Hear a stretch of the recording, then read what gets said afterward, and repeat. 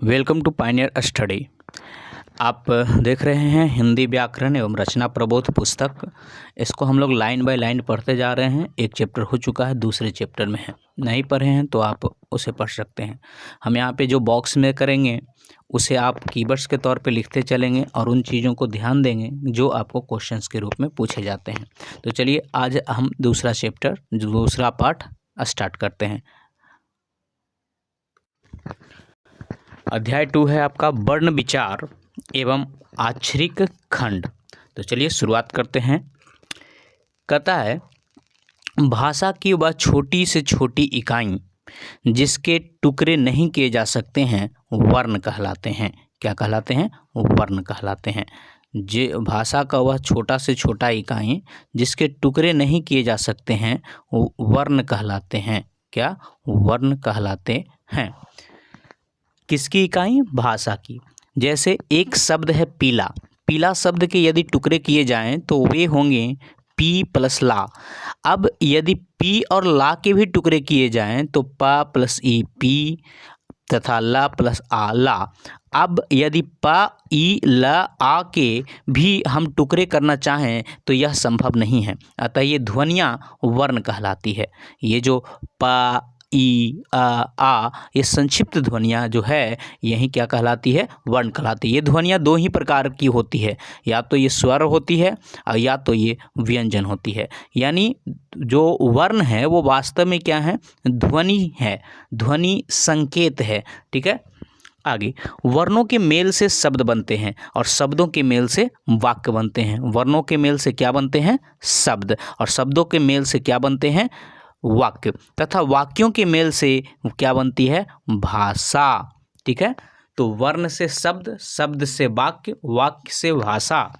अतः वर्ण ही भाषा की मूल आधार है। हिंदी में वर्णों की संख्या, ये याद रखिएगा, हिंदी में वर्ण की संख्या, वर्ण जहाँ लिखे होंगे वहाँ ब्रैकेट में 44 लिख दीजिएगा।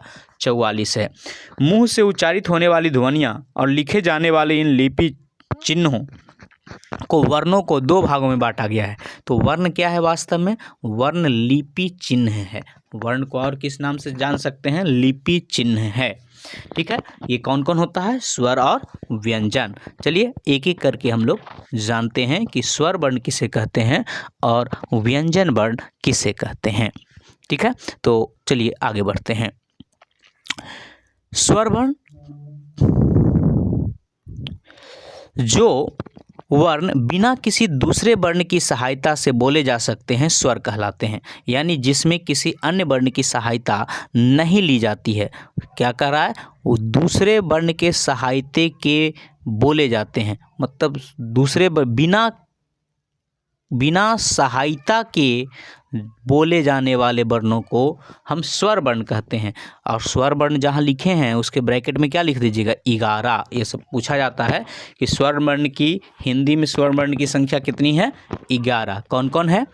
तो आ जिसको आ वर्ग कहा जाता है, ई जिसको ई वर्ग कहा जाता है, ऊ जिसको ऊ वर्ग कहा जाता है, एक री हो गया, ए हो गया, ओ हो गया। तो ये आपका टोटल 11 स्वर वर्ण है। ये सभी ध्वनियाँ ऐसी है जिनका उच्चारण बिना दूसरे ध्वनि के ही सहायता से की जाती है। आ ई ऊ मूल स्वर हैं। तो मूल स्वर कौन कौन हो गए? आ ई ऊ मूल स्वर हैं। मूल स्वर हैं। इसको क्या कहेंगे? आ ई ऊ को मूल स्वर। ये ह्रस्व स्वर भी कहे जाते हैं क्योंकि इनके उच्चारण में दीर्घ स्वरों से कम समय लगता है। तो आ ई ऊ जो ह्रस्व ऊ नाम से इसको पहचानते भी हैं क्योंकि इनके उच्चारण में दीर्घों से कम लगता है। री का हिंदी में शुद्ध प्रयोग नहीं होने के कारण री रा प्लस ई के उच्चारण के रूप में प्रयुक्त होने लगा है।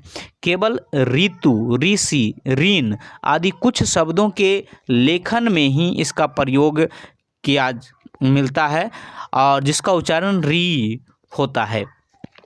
स्वर के भेद, तो स्वर के भेद पे आते हैं। स्वर के दो भेद हैं, ह्रस्व स्वर और दीर्घ स्वर। ठीक है। ह्रस्व स्वर और दीर्घ स्वर। तो सबसे पहले हम लोग बात करते हैं कि ह्रस्व स्वर किसे कहते हैं। ठीक है। ह्रस्व स्वर तो ह्रस्व स्वर जिन स्वरों के उच्चारण में अपेक्षाकृत कम समय लगता है, जिसमें कम समय लगता है, जिसके उच्चारण में कम समय लगता है, उसे हम ह्रस्व स्वर कहते हैं, वे ह्रस्व स्वर कहलाते हैं। और ह्रस्व स्वर में किसको किसको रखा जाएगा? ह्रस्व स्वर में रखा जाएगा आ ई उ री को, ठीक है। यानी ह्रस्व स्वर की संख्या कितनी हो गई? 4 हो गई। दीर्घ स्वर, दीर्घ स्वर क्या होता है? जिन स्वरों के उच्चारण मूल स्वरों से दुगना समय लगता है, मूल स्वरों से क्या लगता है? दुगना समय लगता है, उसे हम क्या कहते हैं? दीर्घ स्वर। और दीर्घ स्वर में किसे किसे रखा जाता है? ये आ ई उ, मतलब दीर्घ उ, ए ओ, ए ओ औ। तो टोटल 7 गो हो गया दीर्घ स्वर और 4 गो हो गया ह्रस्व स्वर, और दोनों मिलकर कुल स्वर, मतलब 11 गो हो गया कुल स्वर, ठीक है। अंग्रेजी में आ स्वर का भी प्रयोग हिंदी में होने लगा है, जैसे डॉक्टर, कॉलेज इत्यादि। तो क्लियर समझ में आ गया होगा कि स्वर वर्णों की कुल संख्या कितना है? 11 है। उसमें से 4 जो है मूल स्वर हैं, ह्रस्व स्वर हैं, और 7 जो है वो दीर्घ स्वर है। 7 गो दीर्घ स्वर है। तो अगर आपको ह्रस्व याद रहेगा तो उसको छोड़ के बाकी सब दीर्घ हो जाएगा। चलिए आगे व्यंजन वर्ण के बारे में बात कर लेते हैं। जो वर्ण स्वरों की सहायता से, जिसका उच्चारण क्या हो? स्वर की सहायता से जिसका उच्चारण हो, उसे व्यंजन कहलाते हैं। मूल रूप से व्यंजन स्वर रहित है। व्यंजन मूल रूप से स्वर रहित है। व्यंजन के उच्चारण में फेफड़ों से निकलने वाली सांस मुख के किसी अवयव उच्चारण स्थान से बाधित होती है। तब हम किसी वर्ण के उच्चारण करते हैं तो वह किसी स्वर की सहायता से ही उच्चारित होती है। जैसे प का उच्चारण करने के लिए प यानी आ की सहायता भी उच्चारित होती है। हल चिन्ह, अब ये हल चिन्ह क्या है? यहाँ पे हल चिन्ह व्यंजन के स्वर रहित होने का परिचारक है। मतलब अगर इसको डैश नीचे हल चिन्ह दे दिया जाए, हलंत जिसको कहते हैं, हल चिन्ह दे दिया जाए, तो मतलब उसमें से स्वर निकाला हुआ है। जैसे यहाँ प में हलंत दिया हुआ है, इसका मतलब इसमें से स्वर निकाल लिया गया है। स्वर रहित व्यंजन को हलंत के द्वारा सूचित किया जाता है। स्वर रहित व्यंजन को किसके द्वारा सूचित किया जाता है? हलंत के द्वारा हल चिन्ह का लगाया जाता है। या फिर खरी पाई वाले व्यंजन चिन्हों की खरी पाई हटा दी जाती है, उसके अर्ध रूप का प्रयोग किया जाता है। तो जब खरी पाई हटा दिया जाएगा तो उसको अर्ध रूप कहा जाएगा, अर्ध रूप व्यंजन कहा जाएगा। और अर्ध का मतलब सीधा सीधा है कि उससे स्वर को क्या कर दिया गया है? हटा दिया गया है। अपराहन, पाठ्य, विद्या, पट्टा, परंतु जिसमें खरा पाई है उसका खरी पाई हटा दिया जाता है। जैसे आप ऐसे समझिए, देखिए का में खरा पाई है तो का में आधा का जो लिखा जाएगा वो इस तरीके से लिखा जाता है, खरा पाई हटा दिया जाता है, ऐसे लिख देते हैं, ऐसे, ठीक है। खा में खरा पाए है तो खा आधा लिखा जाएगा तो ऐसे लिखा जाएगा। गा में खरा पाए है तो ग आधा ऐसे लिखा जाएगा। घा में खरा पाए है तो घा ऐसे लिखा जाएगा, आधा घा। अंगा में खरा पाए नहीं है तो इसको हलंत वाला लिखेंगे। चा में खरा पाए है तो चा आपको आधा ऐसे लिखा जाएगा, मतलब खरा पाए हटा दीजिए। छा में हलंत मतलब खरा पाई नहीं है तो छा आपका सीधे सीधे इस तरीके से लिखा जाएगा, हलंत वाला के साथ। जा में खरा पाए है तो आधा जा ऐसे लिखाएगा। झा में खरा पाए है तो आधा झा ऐसे लिखाएगा।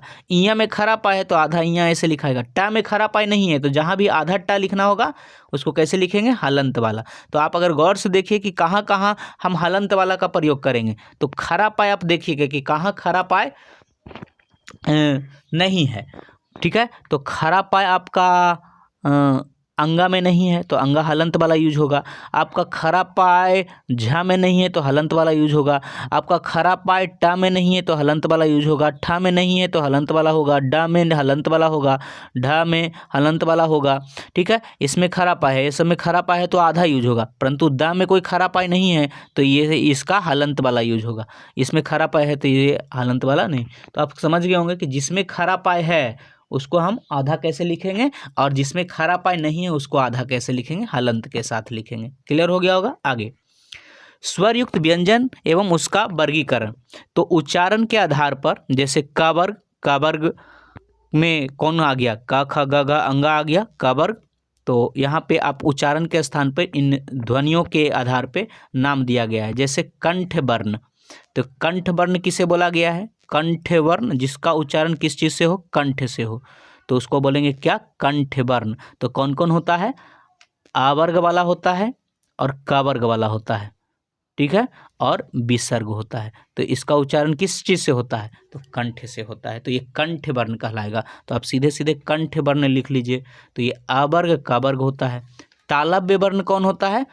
तो ई होता है, ठीक है। स्वर में अगर देखें तो ई, और व्यंजन में देखें तो ई कौन? चा वर्ग हो गया, और या और तालब सा हो गया। मूर्धन वर्ण कौन होगा?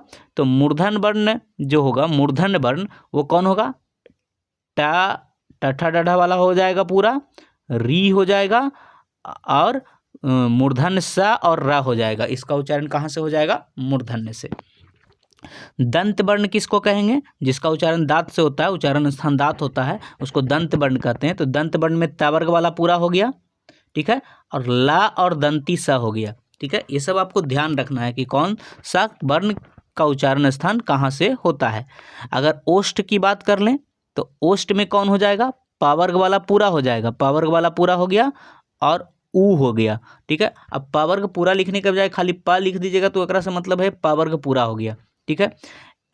कंठ तालव्य से, ये हाँ नीचे वाला सबसे ज़्यादा पूछा जाता है, ये वाला, ठीक है, क्योंकि इसमें थोड़ा सा अथी है। ए इसका उच्चारण कंठ तालु से होता है, कंठ तालव्य वर्ण इसलिए कहा जाता है, कंठ और तालु से।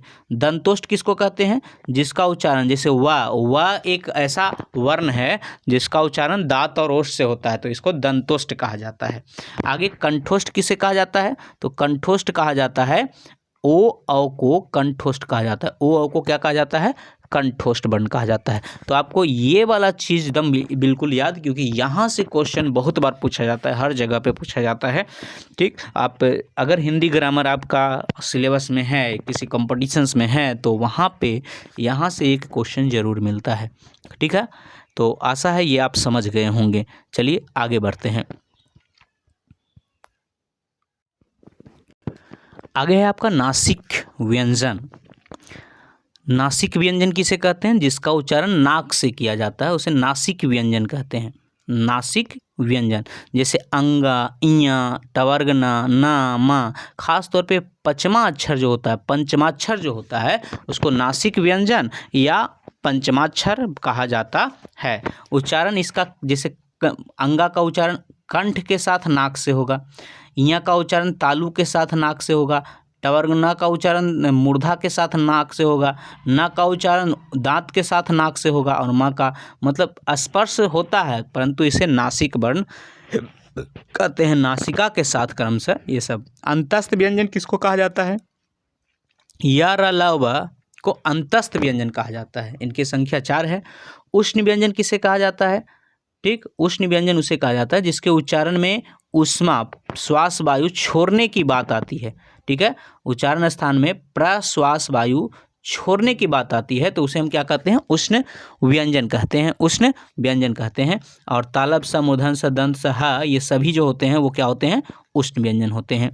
घर्षण होती है, हमारी जीभ स का उच्चारण करते समय तालु से, मूर्धन स का उच्चारण करते समय मूर्धा से, और दंत समय स का उच्चारण करते समय दांत से घर्षण करती है। अगला टॉपिक क्या है? संयुक्ताक्षर।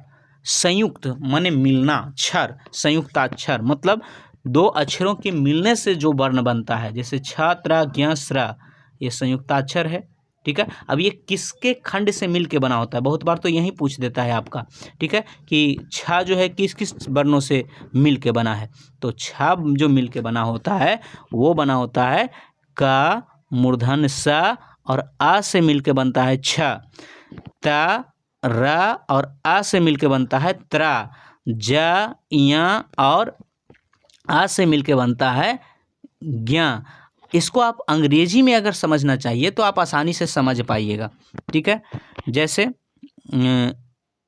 इसको देखिए, छ तो अंग्रेजी होता है इसका KSH से छ, देखिए के से का हो गया और एस से सा हो गया, तो छ, ठीक है। त्रा, टी से ता हो गया, आर से रा हो गया, त्रा, टी आर से त्रा। जे बाई एन, जे से जा, बाई एन से इया, ठीक है, तो जे बाई एन से ज्ञ, तो जा, या, ये दोनों मिलकर क्या बन जाता है, ज्ञ। ठीक है, तो अंग्रेजी में ये समझना आसान होता है इस चीज़ को, किसको, संयुक्ताक्षर को, क्योंकि ये ध्वनियाँ हैं, दो ध्वनियों के मिलने से इसका उच्चारण हो रहा है। आगे है देखिए, तालब स र आ एस एच आर से होता है स्रा। अंग्रेजी में अगर देखिएगा तो एस एच से सा हो गया तालब सा, आर से रा, तो स्रा होता है एस एच आर से स्रा। ठीक है, हिंदी में ज्ञ का उच्चारण स्थान ग य होता है। इसका विस्तार ग या अ की तरह भी अब होने लगा है। ठीक है, चलिए आगे है, कुछ अभ्यास प्रश्न है। ठीक है, जैसे स्वर और व्यंजन में अंतर स्पष्ट करें।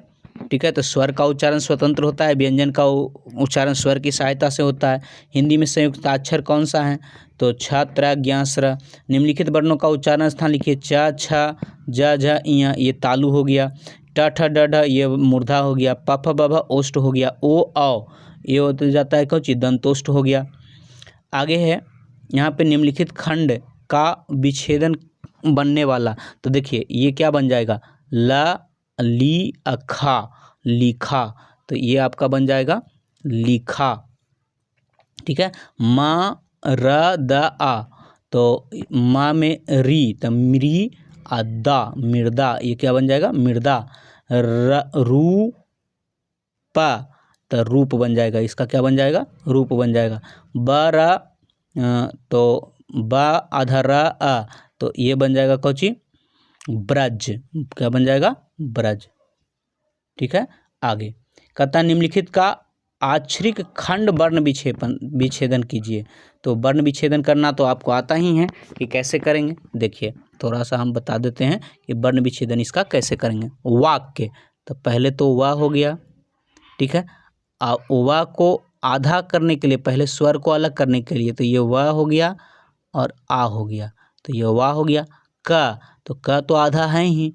ठीक है, तो आधा का हलंत दे के कर सकते हैं। प्लस या, तो या में से हलंत किए और एकरा में आ, तो ये हो गया वाक्य। समझ गए, तो इस प्रकार से आप सारे को कर सकते हैं। जैसे ग्राम, तो ग हलंत दिए, र ग्रा। ठीक है, तो र हलंत दिए प्लस आ। ठीक है, तो ग्रा अम्मा हलंत करके अ, तो ये हो गया ग्राम। हिंदी, ठीक है, तो हा हिन, तो ई ना हलंत बिंदु में चल जाएगा, अब प्लस दी, तो द प्लस दीर्घ ई। ठीक है, तो इस तरीके से आप एगो आपके लिए छोड़ देते हैं। तो गुड लक, बने रहें पायनियर स्टडी के साथ। अगले पार्ट में हम लोग फिर से बात करेंगे ग्रामर के एक नए अध्याय के साथ, जो कि आपका होगा शब्द विचार। गुड लक दोस्तों।